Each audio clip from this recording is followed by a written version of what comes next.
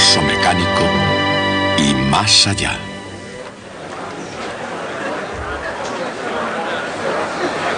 Corrientes alternas.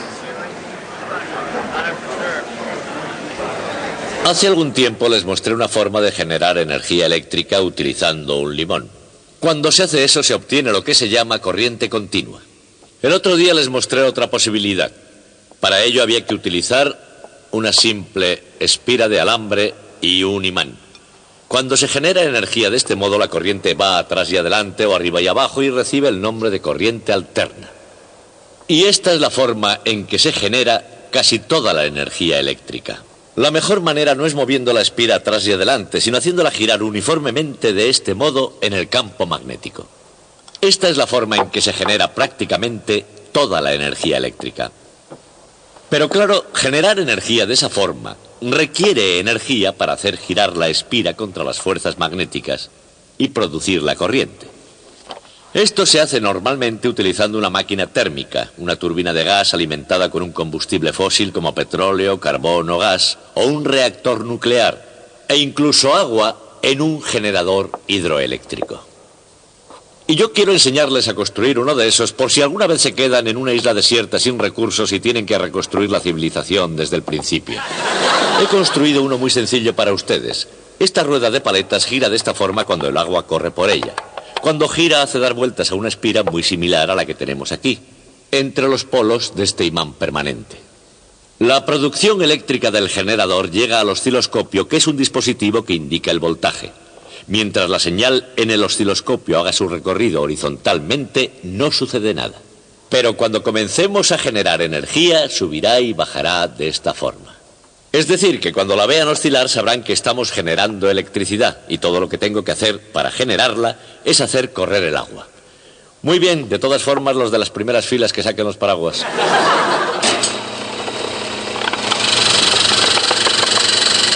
Y aquí está, energía hidroeléctrica.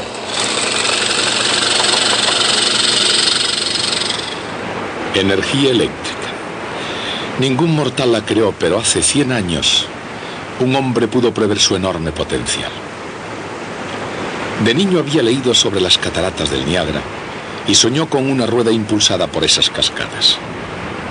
Finalmente, su sueño tomó la forma de una vasta red de fuerza eléctrica y giró como una dinamo impulsando la moderna era industrial. Su nombre era Nikola Tesla. Y su visión, una teoría y una práctica que pudieron finalmente utilizar la fuerza del Niágara, estaba basada en el principio de la corriente alterna. La corriente alterna, AC, es una corriente oscilante. La produce un voltaje que sube y que cae, positiva y negativa, como una onda senoidal. Pero tal como descubrió Nikola Tesla, definir la corriente alterna fue solo el comienzo de sus ascensos y descensos. Él quería que la corriente alterna impulsara todo lo que hay sobre la Tierra, pero en el mundo real, el mundo de los negocios, esa idea encontró una enorme resistencia. Ya desde el principio tropezó con las fuerzas eléctricas que era Thomas Alva Edison y los defensores de la corriente continua.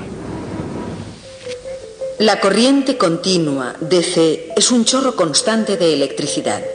Idealmente, su voltaje es constante e igual a la intensidad de corriente, también constante, multiplicada por la resistencia efectiva del circuito. Evidentemente, en el punto básico de corriente alterna contra corriente continua, Edison y Tesla estaban en longitudes de onda diferentes y se trazaron las líneas de la batalla en lo que se dio en llamar la guerra de las corrientes. Pero la batalla fue mucho más allá del campo relativamente seguro de la teoría científica. Había muchos otros intereses implicados. Se amasaron y perdieron fortunas. Hombres poderosos e ideas poderosas avanzaron y retrocedieron. ¿Qué había detrás de todo este clamor y furia? Tesla, un inmigrante de 29 años del este de Europa, llegó a Nueva York en 1884. Contaba con un libro de poesía, dominio de una docena de idiomas y menos de un níquel en su bolsillo. Pero tenía también una carta de presentación para Thomas Edison, quien le encargó la tarea de rediseñar dinamos en sus talleres de máquinas. Y por supuesto con una condición: las dinamos tenían que ser de corriente continua. Y como Tesla estaba decidido naturalmente a hacer que la corriente alterna fuera la norma aceptada mundialmente, su carrera con Thomas Edison solamente tenía un camino. Antes de un año, Tesla había renunciado, en parte porque parece ser que Edison no cumplió su promesa de pagar una gratificación. Tesla comenzó a pasar una mala racha y estuvo una vez más prácticamente sin un céntimo. Al mantener su principio de la corriente alterna, Tesla no solo había tocado fondo, sino que había dislocado violentamente la maquinaria más poderosa de la faz de la Tierra. A la hora de sacar partido a la electricidad, nadie en el mundo podía compararse con Thomas Alva Edison. Se le considera el cerebro de la era de la electricidad. Como general eléctrico de la que llegaría a ser la compañía General Electric, Edison no fue llamado Napoleón simplemente porque la actriz Sarah Bernhardt dijese que parecía representar ese papel. Aún hoy sus oficinas centrales, el laboratorio Edison en Menlo Park, New Jersey, permanece vivo en la imaginación de la gente. Como un digno homenaje fue reconstruido desde sus cimientos tablón a tablón y conservado en el Museo Henry Ford de Greenfield Village en Dearborn, Michigan. Mientras vivió, Edison fue la fuerza creadora que estaba detrás de toda idea brillante que hubiese bajo el sol. A pesar de que su oído estaba disminuido, su genio produjo el primer fonógrafo del mundo. Y para que conste, también inventó la cámara de cine. Fue en Menlo Park, no en Hollywood, donde el cine tuvo sus primeros parpadeos. Con este invento, el teleimpresor, la presión sanguínea de los negocios comenzó a subir y bajar con el pulso de la bolsa. Y cualquier noticia viajaba lejos y rápidamente, con la versión ampliamente mejorada por Edison del telégrafo. De hecho, perfeccionó a menudo otros inventos, haciéndolos más prácticos y comercialmente viables. Otros inventaron el primer teléfono y la primera máquina de escribir, pero Edison los convirtió en efectivos instrumentos manuales. Por otra parte, Edison trató a veces de destrozar y no de mejorar las ideas de otros. El fervor de Edison hacia Nikola Tesla y su idea de la corriente alterna era ciertamente débil, a diferencia del que puso aquí en Menlo Park. Y no es de extrañar. Comenzando por la casa de huéspedes de Sally Jordan, la primera casa del mundo iluminada eléctricamente, la corriente continua de Edison estaba en camino de iluminar cada casa situada dentro del alcance limitado de su red de centrales eléctricas. Y Edison sabía que incluso en los circuitos más simples, la corriente alterna de Tesla podía estar llena de sorpresas. Por ejemplo, consideramos un simple circuito constituido por una fuente de tensión alterna, un condensador y una autoinducción. De acuerdo con las reglas matemáticas de Gustav Kirchhoff, la elevación de la tensión en la fuente, nunca mayor a E sub 0, es igual a la suma de las caídas de tensión a lo largo del circuito.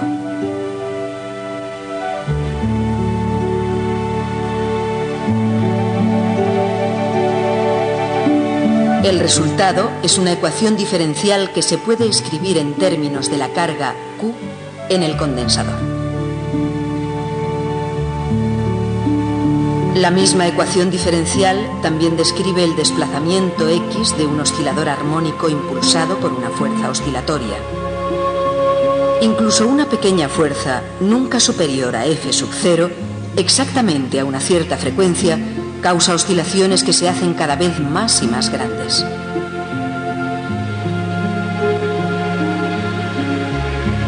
Y esto se añade al fenómeno de la resonancia, lo que significa que en un circuito de corriente alterna, incluso una pequeña oscilación de la tensión puede causar que circule una asombrosa cantidad de carga eléctrica.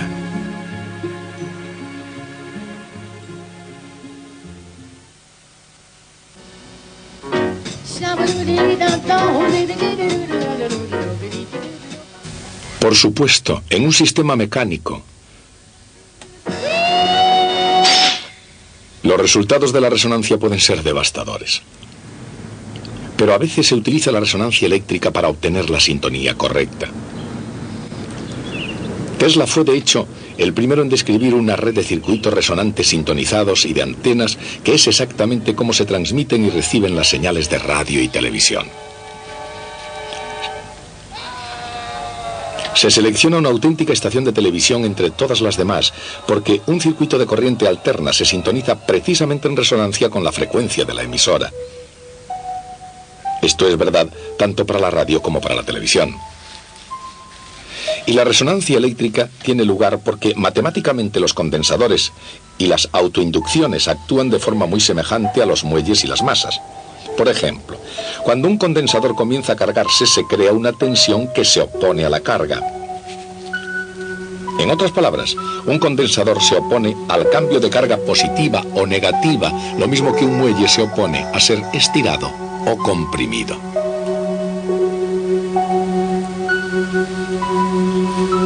Dicho de otro modo, cuando se aplica una tensión a una autoinducción, pasa un cierto tiempo antes de que la corriente se ponga en movimiento. Y necesita un cierto tiempo antes de pararse de nuevo, de modo que una autoinducción se opone al cambio en la corriente de la misma manera que la masa inerte en el muelle se opone al cambio en la velocidad.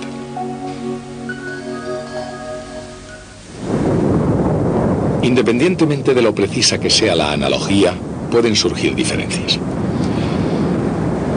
Por ejemplo, cuando la resonancia tiene lugar en osciladores eléctricos, no suele afectar negativamente a las personas. Pero cuando la resonancia tiene lugar en osciladores mecánicos, las cosas se nos pueden ir de las manos. En los circuitos eléctricos, la resistencia puede ayudar a mantener las cosas bajo control. Por ejemplo, consideremos un condensador y una resistencia en un circuito de corriente alterna. Si la frecuencia es suficientemente baja, la carga de tensión del condensador puede ir al paso de la tensión oscilante aplicada. Pero a frecuencias más altas el condensador no puede cargarse y descargarse lo suficientemente rápido, de manera que no se desarrolla una diferencia de potencial a través de él y se desarrolla en la resistencia. Por otra parte, si hay una autoinducción en el circuito a baja frecuencia, hay tiempo suficiente como para que aumente la intensidad de corriente sin necesidad de aplicar mucho voltaje. Pero a frecuencias mucho más altas, la intensidad de corriente en la autoinducción no puede cambiar lo suficientemente rápido antes de que tenga que cambiar de sentido, de manera que se dé la diferencia de potencial fundamentalmente en la autoinducción y no en la resistencia. Cuando todos los elementos están en un mismo circuito a baja frecuencia, la mayor parte de la tensión se emplea en cargar y descargar el condensador.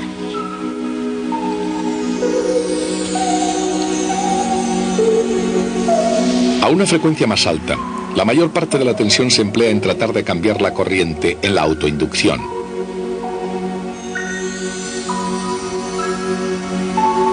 De hecho, a una frecuencia muy alta, la autoinducción impide prácticamente la circulación de cualquier corriente.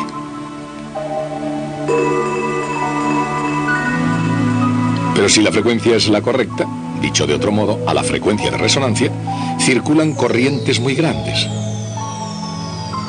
El condensador se carga y descarga, la intensidad de la corriente aumenta y se invierte en la autoinducción. Y la resistencia disipa suficiente energía como para mantener las oscilaciones bajo control. Por supuesto, Edison y compañía todavía tenían el negocio de la electricidad bajo control, y para mantener ese control pusieron una enorme resistencia al poder cada vez mayor de la corriente alterna. De manera que si Tesla quería ganar la guerra de las corrientes, necesitaba de un campeón que se levantara y negociara contra las fuerzas de Thomas Edison. Y es aquí donde George Westinghouse aparece en escena. Westinghouse, el legendario industrial de Pittsburgh, era un inventor convertido en un gran hombre de negocios. Pero en contraste con Edison, no solo hablaba de la corriente alterna con entusiasmo, sino que invirtió dinero en aquello de que hablaba y compró las patentes de Tesla de un motor de inducción polifásico. En 1888 hubo una escalada en la guerra de las corrientes. Cuando Westinghouse comenzó a trabajar en favor de Tesla, la maquinaria bien engrasada de Edison cambió de marcha. Hubo campañas difamatorias y, según algunas personas, juego sucio. Sin embargo, alguna vez hubo coincidencia de opiniones. Charles Steinmetz, el mago matemático de la física y la ingeniería, ofreció cierto apoyo intelectual a ambos campos. Edison y Tesla pudieron incluso trabajar juntos, pero no por mucho tiempo, y nunca mientras Tesla tuviera la ventaja de la corriente alterna. En teoría, e igualmente en la práctica, ¿por qué era mejor el método de Tesla? Evidentemente, la razón por la cual una planta genera electricidad es para mandar energía a algún lugar, enviarla a través de cables a la casa, a la oficina o a cualquier otro lugar donde se necesite y haya un enchufe a mano. Pero la potencia es igual a la intensidad de corriente multiplicada por el voltaje. Por eso se puede transmitir la misma potencia a alta intensidad y bajo voltaje o a baja intensidad y alto voltaje.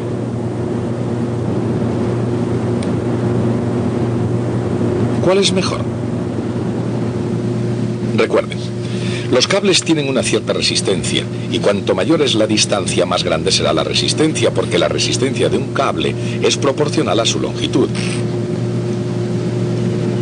Y por supuesto, al pasar corriente a través de una resistencia se genera calor, que es igual a la intensidad de corriente al cuadrado multiplicada por la resistencia. Este es calor perdido. Para la compañía eléctrica y para el consumidor, significa que una cierta cantidad de energía no estará disponible en el otro extremo. Como I es igual a P partido por V, ese calor es P al cuadrado multiplicado por R dividido por V al cuadrado. Entonces, para una potencia y una resistencia dadas, cuanto más alto sea el voltaje, menor será la energía perdida por el camino. En otras palabras, la clave para una transmisión eficiente de potencia es hacerlo al máximo voltaje posible. En una red eléctrica moderna, la energía se transmite rutinariamente a través de miles de kilómetros y a cientos de miles de voltios. Pero al margen de cómo se use, el receptor quiere que todos esos vatios lleguen a un voltaje seguro y manejable. Y eso solamente es posible si la energía eléctrica se puede transformar a alta tensión, necesaria para hacer el largo viaje hasta el consumidor, y volver a transformarse a baja tensión para ser utilizada al final de la línea. Esa tarea, subir y bajar el voltaje, es difícil de realizar con la corriente continua, pero con la alterna es comparativamente fácil.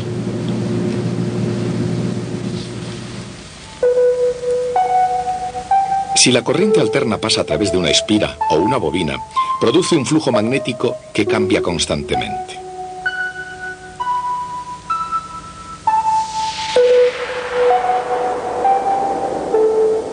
Una barra de hierro imantada por la bobina puede concentrar e intensificar ese flujo cambiante.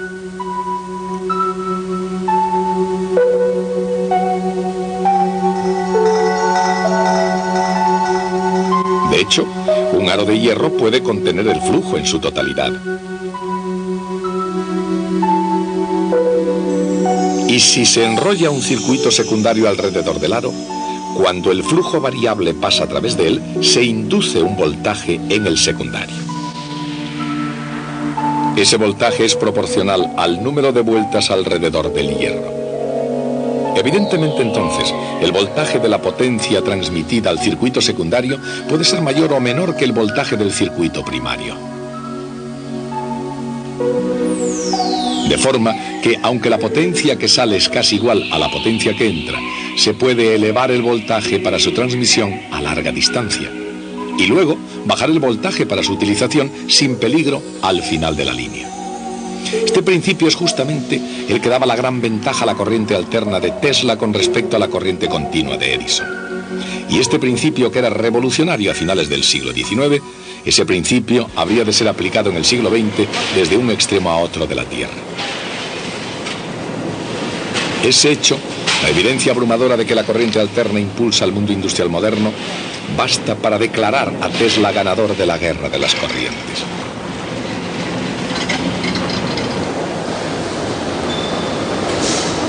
Por otra parte, en guerras e historias como esta siempre hay dos aspectos.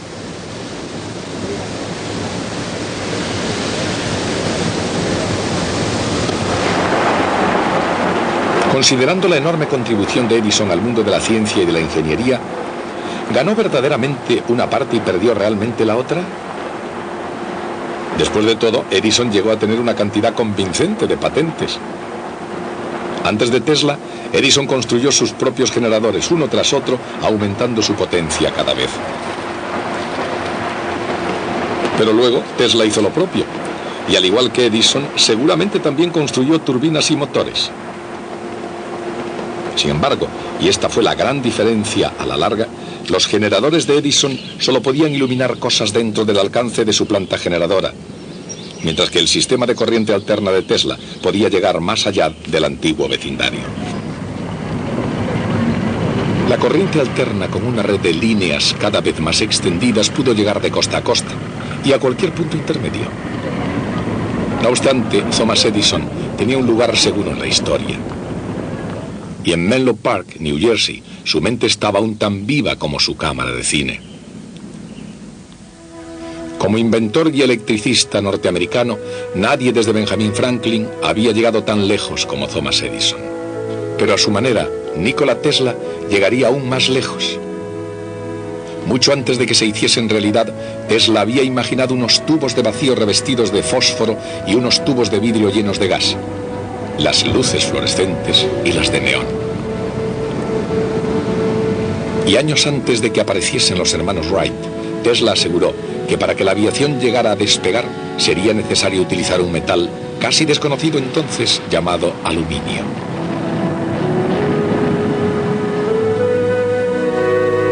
Y mientras que Marconi recibió la aclamación de la prensa por inventar la radio, Nikola Tesla obtuvo en los juzgados el crédito, así como el veredicto final.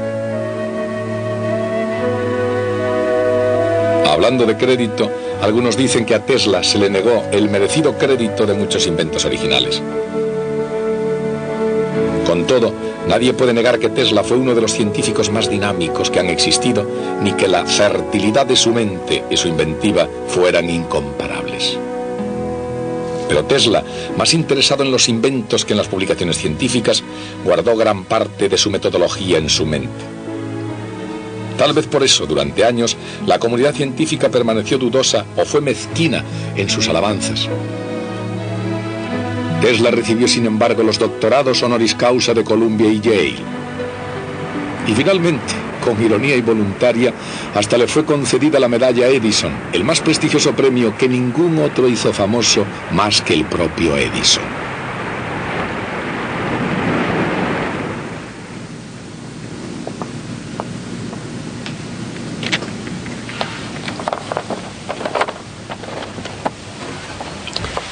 A través de la historia que hemos ido desgranando, ha habido siempre ciertas personas a quienes podríamos identificar como los santos de la ciencia.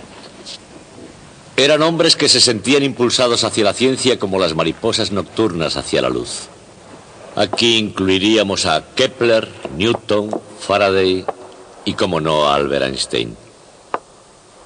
Algunos de ellos sacaron bastante provecho y, de hecho, unos pocos se hicieron muy ricos, pero sin duda no fue el dinero lo que les empujó a hacer lo que hicieron.